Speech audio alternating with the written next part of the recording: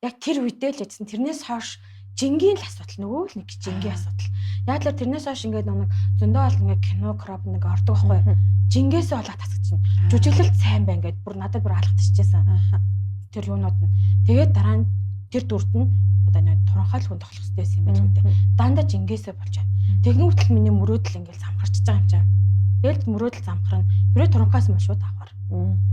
Гэтэ ер нь болоод ингээд би ингэж боддог байхгүй. Монголын уран бүтээл хэтэрхий мөнгө харахаа болчвол бүх төрлийн хүн яг үнэхээр гоё өөр жүжиглэлтийг гаргаад ирвэл үнэхээр гоё уран бүтээл болно доо.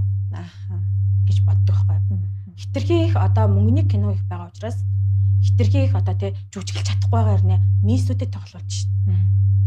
Жүжиглэж чадахгүй байгаа хэрнээ тэр суйсын одоо тий ганц хоёр нэг тийм хүмүүс шүү дээ. Яриа текстийг гэдэг хүмүүстэй. Тийм хүмүүс тоглуулж шин. Зүгээр мөнгөний кино л тэгж тоглуулна. А мөнгөний бос кино бол хизээж тэгж хүний гаднахыг хааж тоглохгүй. Одоо ингээд би маш их кино үздэг. Багаасаа кино амар үздэг. Тэнгүүтлээ би хүн дуурайдаг гэсэн байхгүй. Жүжиглэлтийн шоглож тэр хүний хэм маягийг дуурайж ингээд дандаа шоглож ингээд яадаг гэсэн.